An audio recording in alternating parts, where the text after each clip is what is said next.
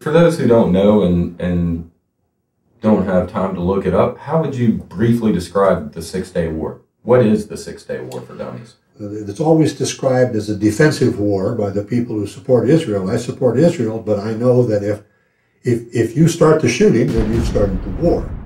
So the Six-Day War was a decisive, smashing defeat for the Arabs because Israel attacked first by air, destroyed the Egyptian and Syrian air forces on the ground, and then with control of the air was able to defeat the Arab armies who were dedicated to the idea of pushing Israel back. And that's when the current illegal borders were established as a result of the '67 war. The Golan Heights, Gaza Strip, the West Bank. Of course, it's Russia backing all the Arabs, and we're backing Israel. And the Egyptians were fussing because the Brits were, and we were gathering intelligence and then sharing it with Israel, stuff like that. So, well, yeah, we did a lot of that. They came to Washington 2 weeks before. Baba Eben, the foreign minister, came with them, and he slept at the White House in the Lincoln bed at the invitation of Johnson. So we were very close. We helped mastermind the Six-Day War. The Israeli had their key defense people. We had our key defense people, and they all sat around for about a week. They plotted and planned what was going to happen in that war. We support Israel. The Russians support all the Arabs, primarily Egypt, Syria, Jordan, the main combatants over there. And when we decided to arm Israel, the Arabs turned to the only other possible source of arms in the full range, Soviet Union. Happy to supply them, but we don't want any of your commissars, thank you very much. That was perfectly clear the whole time. When Israel took over the other portions of the country, took over the Golan Heights, the Sinai Desert, and part what's now known as the West Bank and Gaza, then that created some real problems and friction problems with Russia and also with the Arabs, and made them go more towards Russia for equipment and things. And some of the Arab countries still haven't forgiven us for that. Now, we almost got into a war with Egypt at the beginning. As it turned out, the Israelis attacked Egypt, and a radar station in Jordan, which normally really didn't function but was functioning that day, picked this up. And they sent a message to Cairo that Cairo was going to be attacked by the American forces, that the American forces were all on the way to Cairo to bomb them.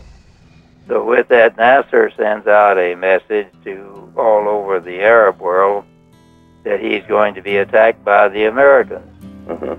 With that, every Arab country starts getting its hackles up.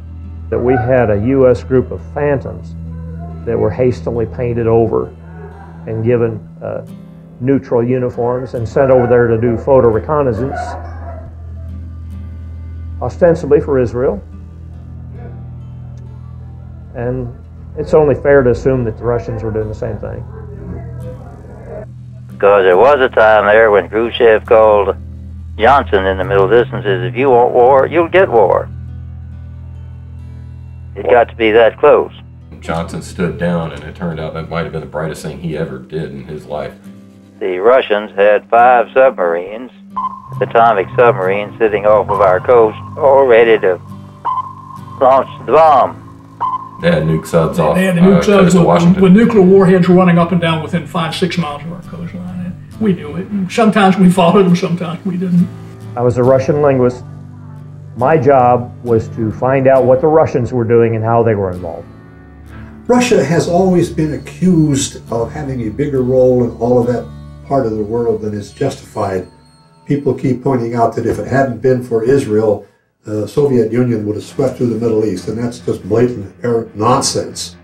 Islam is totally opposed to communism. And so were they ripe for the Russians to move into the area? Not really.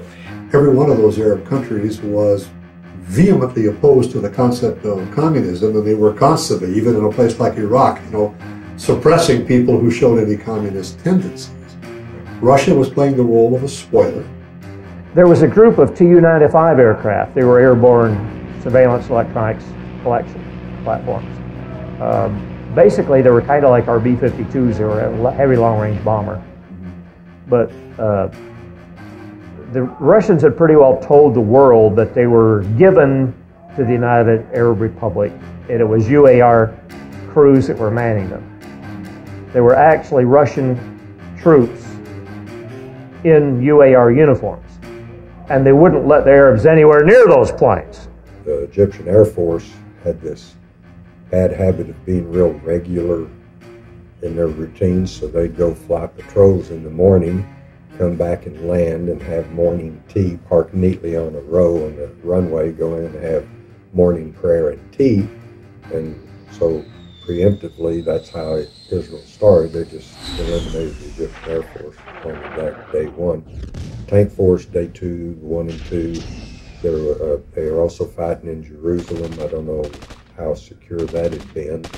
There was some fighting along the Syrian border over the Golan Heights. That's one thing we were trying to ascertain by then, whether or not they planned an invasion of Syria. One of the goals was the Golan Heights. And they were told when they were in Washington 2 weeks before by McNamara and Rusk and so forth, you will not take the Golan Heights, period. We know there's going to be a war, and there are certain things you will not do. You will not start it, but they did. You will not take the Golan Heights, but they did. But Moshe Dayan, like a lot of generals, don't follow the rules. Moshe Dayan, the one-eyed leader of the Israeli army in that war, a hero, a national icon for the fact that he led the armies to that crushing defeat of the Arabs.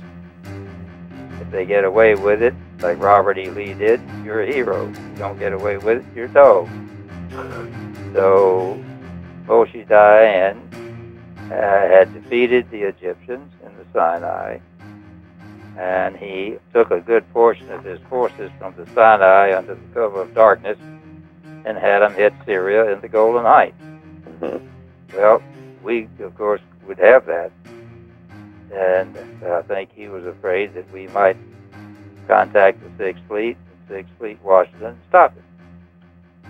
So he went ahead, and he figured he'd get away with it. Most he would have to do is give it up. And he never had to give it up.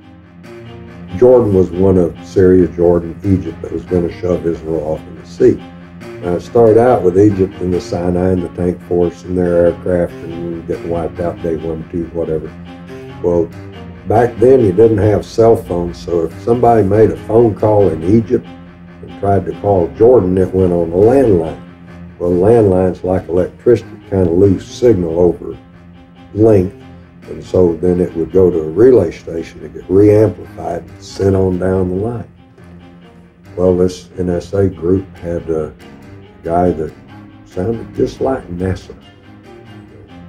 And same dialect, you couldn't tell. I mean, even if you had the sophisticated stuff, you couldn't tell it wasn't Nasser talking. Nasser, the leader of the Arab Republic of Egypt, a fiery speaker, a leader, a demagogue, if you wish, if you're on the other side, who was trying to unify the Arab world, and was viewed by the United States as an irritant, if not a threat. So the original plan was that Nasser's calling King Hussein in Jordan and would probably have said, well, we're getting our butt kicked. You might better stay out of this. It ain't working. Protect yourself. Stay out of it. But instead, we intercepted that nearly in real time and sent on down the deal. Oh, Allah be praised. It's going well. It's a good time for you and Syria to come in. We'll shove Israel off in the sea. So Jordan come into it, got their butt kicked day 1. Let's be honest. No, let's not go that far. Let's be open. The United States government has been involved in a lot of stuff around the world which nobody talks about. When I had my liaison job with the Joint Chiefs of Staff, I used to carry around the locked briefcase with the black cover documents from agency to agency, getting approval for programs which nobody's ever heard about or talked about that America was conducting around the world. Covert actions and what they call vulnerable platform collection programs. And none of those things have come out. All of us took oaths to be quiet about it, and everybody has followed those.